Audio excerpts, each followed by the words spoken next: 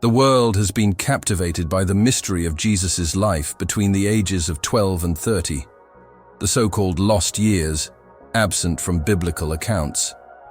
Most believe these years remain an unsolvable enigma, forever hidden from human knowledge.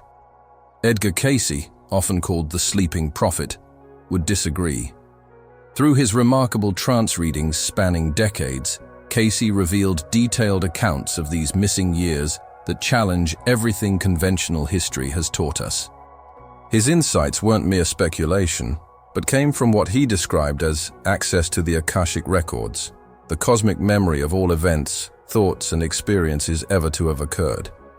Before we continue, drop a quick hi in the comments and let us know where you're watching from. It really helps support the channel.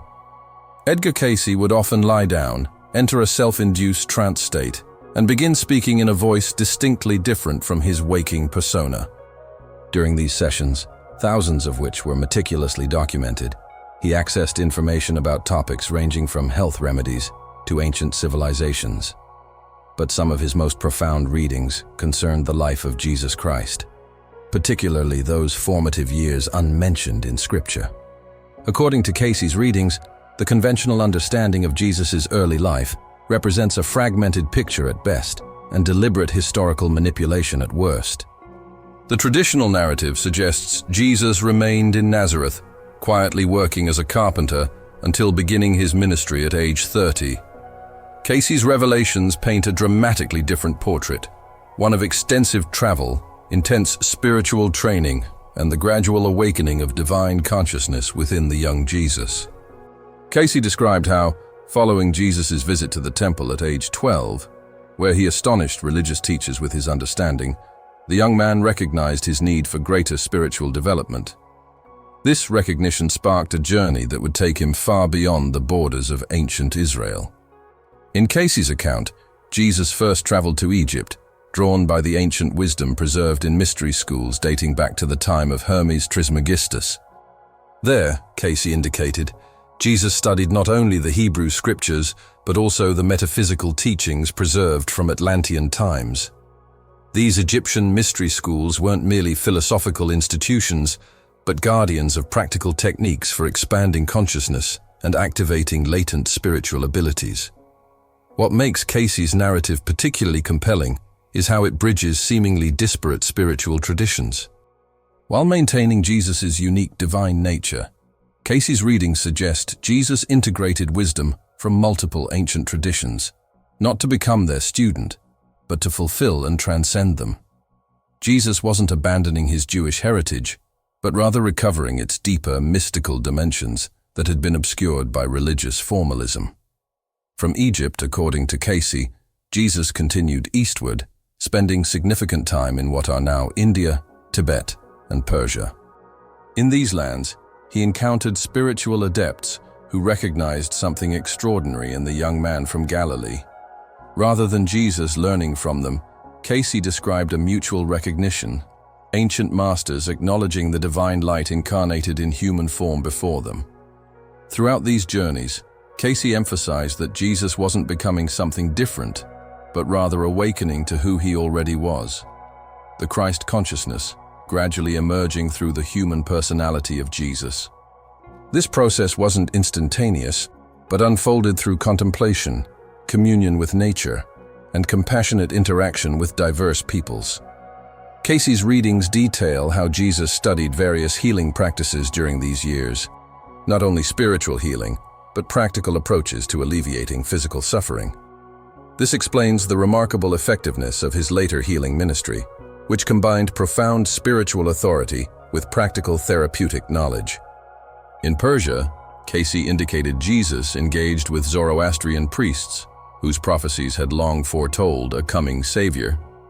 Their ancient wisdom tradition, with its emphasis on the cosmic struggle between light and darkness, provided another perspective through which Jesus understood his unique mission.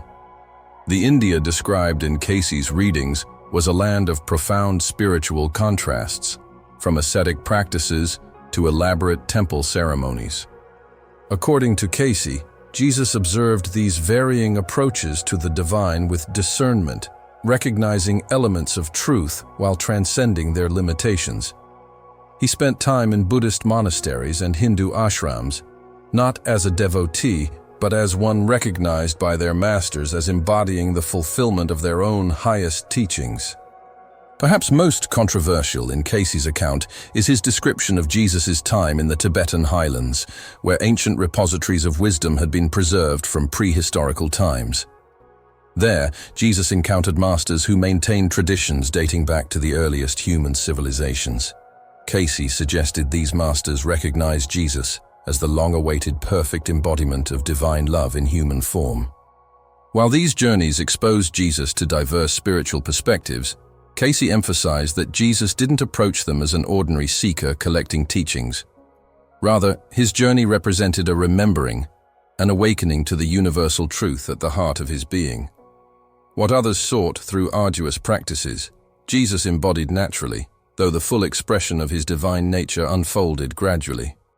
By his late 20s, according to Cayce, Jesus had completed this preparatory phase and began the journey homeward.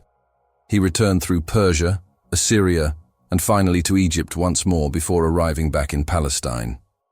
In each location, he left behind individuals transformed by their encounter with him, people who recognized something extraordinary in the young teacher from Galilee. What emerges from Cayce's narrative isn't just a biographical account, but a profound spiritual template. The lost years weren't simply a period of Jesus' personal development, but a demonstration of how spiritual consciousness evolves through experience, contemplation, and compassionate engagement with the world. Cayce's readings suggest Jesus' journey integrated the wisdom of the East and West, not to create a syncretic philosophy, but to demonstrate the underlying unity of all authentic spiritual paths. While maintaining the unique nature of Jesus' divine incarnation, Cayce's account suggests Jesus honored and fulfilled the highest truths preserved in diverse traditions. The Jesus who emerged from these lost years wasn't simply older, but fundamentally transformed, ready to embody and teach a revolutionary message of divine love. The miracles, teachings, and extraordinary presence that characterized his ministry weren't sudden developments, but the flowering of seeds cultivated during this crucial formative period. What's particularly striking in Cayce's account is how it resolves apparent contradictions in the historical record.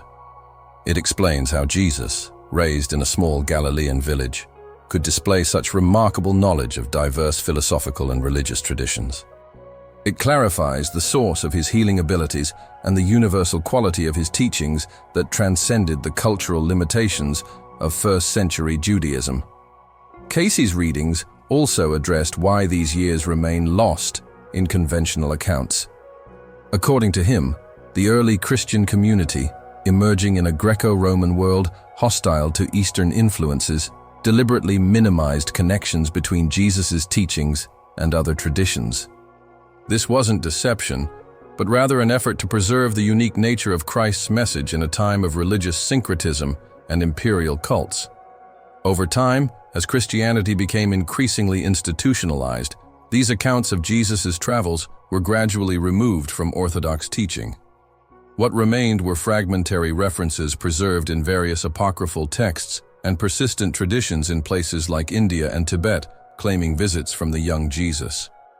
For Cayce, recovering this lost narrative wasn't about diminishing Jesus' uniqueness, but rather understanding the universal significance of his life and message. The Christ he described wasn't limited to one religious tradition, but represented the divine potential within all humanity, most perfectly realized in Jesus but accessible in varying degrees to all who seek spiritual awakening. Edgar Cayce would want us to understand that these revelations aren't meant to undermine faith, but to deepen it, to transform belief based on authority into knowledge grounded in spiritual understanding. The lost years, as described in his readings, provide a crucial missing link in comprehending not just who Jesus was historically, but who the Christ is eternally. This brings us to the central revelation of Cayce's readings on this subject.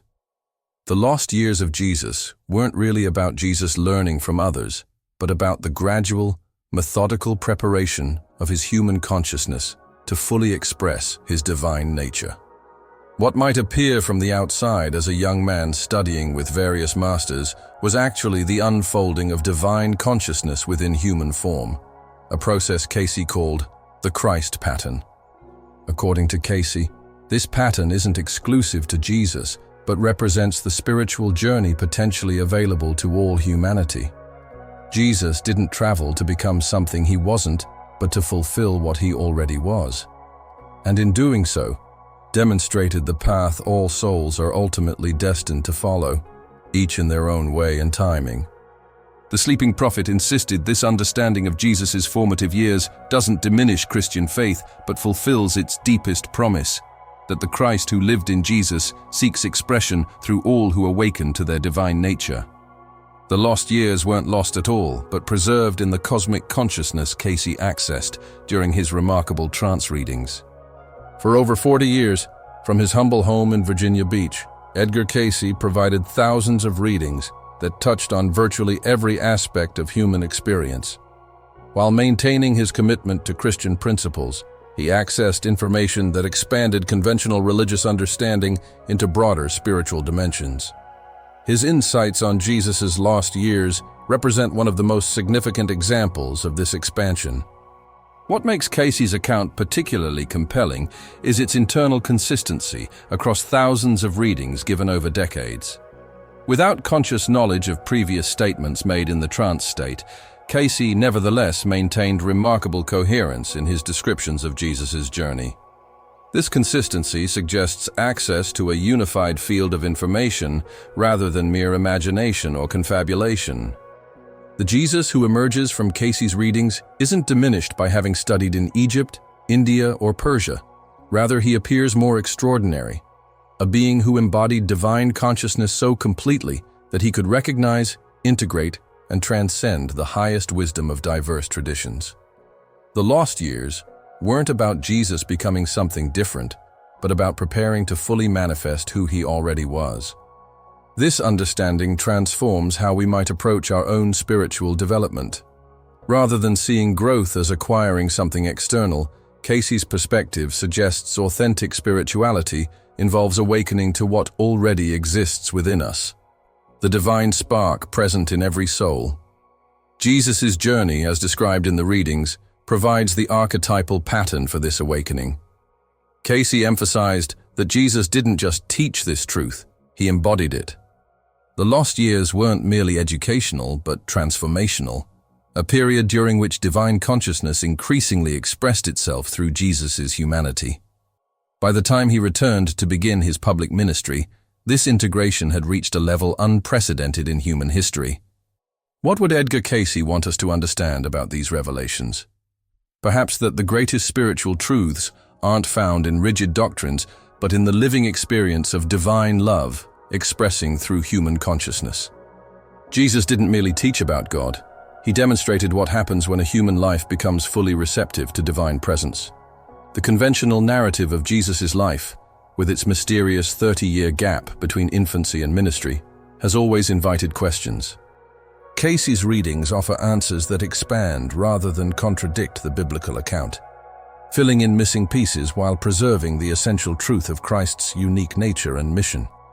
For those willing to consider Cayce's revelations with an open mind, a more complete picture of Jesus emerges, not just as a local prophet from Galilee, but as a being who synthesized and transcended the highest wisdom of all ancient traditions. This universal Christ becomes accessible not through dogmatic belief, but through the same process of inner awakening Jesus himself demonstrated. In our world of religious division and sectarian conflict, perhaps this expanded understanding offers a path toward reconciliation, not by diminishing the uniqueness of Jesus, but by recognizing how his life fulfills and transcends the highest aspirations of diverse spiritual traditions. The lost years, as revealed through Cayce's readings, show Jesus not in opposition to other paths, but as their ultimate fulfillment. What would happen if we approached our own spiritual journey with this understanding? Perhaps we would become less concerned with theological correctness and more focused on embodying divine love in practical ways. We might recognize that authentic spirituality isn't about adhering to specific beliefs, but about allowing divine consciousness to express through our humanity, just as Jesus demonstrated during those transformative lost years. This, ultimately, is the revelation Edgar Cayce offers through his readings on this subject. The lost years of Jesus weren't lost at all, but have been preserved in the cosmic consciousness, accessible to those who, like Cayce, develop the capacity to perceive beyond ordinary sensory limitations. These years represent not just historical curiosity, but a spiritual template for humanity's evolution toward divine consciousness. Through his remarkable gift, Edgar Cayce revealed a Jesus both more human and more divine than conventional accounts suggest, a being who journeyed not to become something different, but to fully manifest what he already was. In doing so, he demonstrated the potential latent within all humanity, the capacity to recognize, express, and embody the divine love at the core of our being. This understanding doesn't require blind faith, but invites direct experience. Just as Jesus traveled physically to integrate diverse wisdom traditions, each person can undertake an inner journey toward awakening the Christ consciousness within. This journey may not require geographical pilgrimage, but certainly demands the courage to question limited perspectives and embrace expanded awareness. Perhaps that's the most profound truth revealed in Cayce's account of the lost years, that Jesus' external journey mirrored the internal journey each soul is invited to undertake, not to become something alien to our nature, but to awaken to our deepest identity as expressions of divine love. In this recognition lies the transformative power of Cayce's revelations, offering not just historical information, but a living invitation to spiritual awakening. The implications of this understanding extend far beyond religious doctrine into the realm of lived experience. If Jesus indeed spent his formative years integrating wisdom from diverse traditions, this suggests spiritual truth transcends cultural and religious boundaries. The divine reality Jesus embodied isn't confined to particular theological formulations, but speaks to the universal human longing for connection with the sacred. Edgar Cayce's revelations about the lost years of Jesus invite us to move beyond limited conceptions into a more expansive spiritual understanding, not by abandoning faith, but by deepening it, transforming belief based on authority into knowledge grounded in direct spiritual perception. Just as Jesus traveled beyond the familiar into unexplored territories, Cayce's readings encourage us to venture beyond comfortable certainties into the mystery of divine presence. In the end, what matters isn't just what happened during those unrecorded years, but what they reveal about the nature of spiritual awakening. The Jesus who emerges from Cayce's readings demonstrates that divinity isn't separate from humanity, but seeks expression through it. The lost years weren't about Jesus becoming divine, but about his humanity becoming an increasingly transparent vessel for divine love. This is the transformative message at the heart of Edgar Cayce's revelations, that the Christ consciousness, fully embodied in Jesus, awaits awakening within each person. The journey Jesus undertook physically, we are invited to undertake spiritually, moving beyond limited self-concepts into recognition of our essential divine nature. In this recognition lies the fulfillment of Christ's promise. The kingdom of heaven is within you. The sleeping prophet would invite each viewer not just to believe these revelations, but to test them through their own spiritual practice. For Cayce, truth wasn't established by authority, but verified through direct experience. The lost years of Jesus, as revealed in his readings, provide not just historical information, but a template for each person's journey toward awakened consciousness. As we contemplate these profound revelations about Jesus' formative years, we're invited to consider our own spiritual journey with fresh perspective. What limiting beliefs might we need to transcend? What unexplored territories of consciousness await our discovery? How might we, like Jesus, integrate diverse wisdom into a unified expression of divine love? These questions don't diminish faith, but deepen it, transforming religion from rigid doctrine into living experience. This, perhaps, is the greatest gift of Edgar Cayce's revelations about the lost years, not just answering historical questions, but opening new possibilities for spiritual awakening in our own lives. The journey Jesus undertook 2,000 years ago becomes a template for our own evolution toward divine consciousness. Thank you for joining us on this profound exploration of Jesus' lost years through Edgar Cayce's remarkable insights. If these revelations have touched something deep within you, please share your thoughts in the comments below. We read every single one and truly value your perspective. Hit the like button if you found this information meaningful. It helps us share these spiritual truths with more seekers worldwide. Subscribe to our channel to continue this journey of discovery together as we explore more hidden spiritual wisdom in future episodes. Remember, as Edgar Cayce himself might say, the divine doesn't require our belief, it awaits our recognition.